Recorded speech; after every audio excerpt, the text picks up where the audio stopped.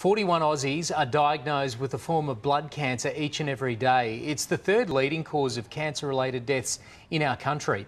So blood stocks are critical for treatments and interventions. With 1/3 of blood donations helping treat people with cancer, the Snowdome Foundation is urging us all to give blood to help buy more time for patients. Ahead of World Blood Donor Day this weekend, Grant Rutherford from the Snowdome Foundation joins us from Melbourne. Grant, thanks for joining us.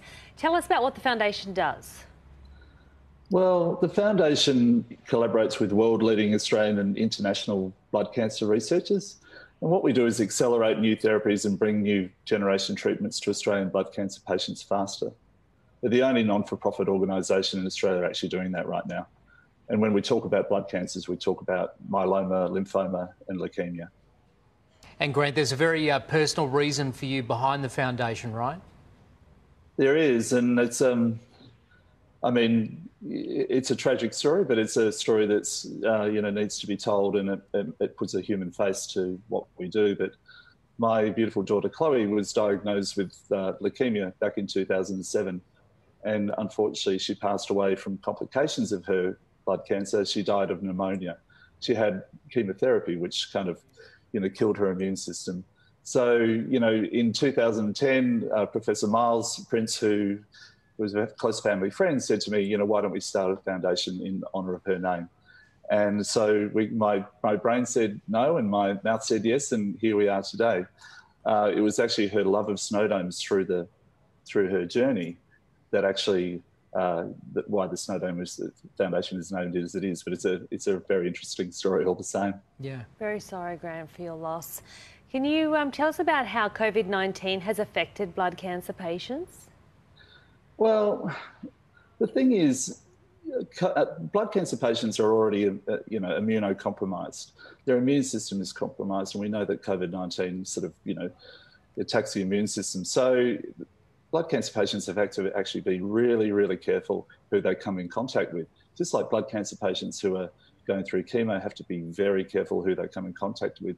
And I also believe that a lot of patients that to delay their treatment, like stem cell transplants, it really, this highlights the vulnerable blood cancer patient, sort of journey and the need to find a cure.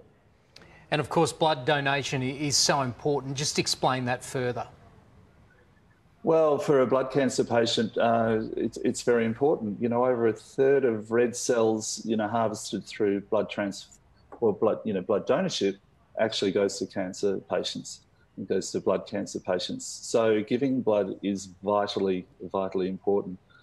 There was one story very quickly where, my colleagues at DDB Advertising at the time when Chloe was sick wanted to help. And they said, how can we help? And I went to her haematologist.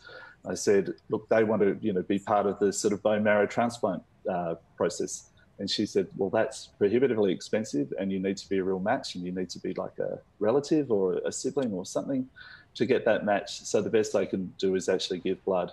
And the next day, 40 of my colleagues went out and gave blood, which is absolutely incredible. Yeah. Grant, if people have said before no to needles and they're maybe apprehensive, what would your message be? Yeah, I understand, sort of firsthand, I understand, Chloe's journey. She was afraid of needles all the time, unfortunately, the poor thing. But I think, donating blood and actually donating to blood cancer, research are just as important as each other. Yeah. So, donating to somebody like Snowdome is vitally important to give people like real hope that they can beat their cancer and help them live longer, better lives. Grant, thank you so much for joining us and for sharing that with us. We really appreciate it.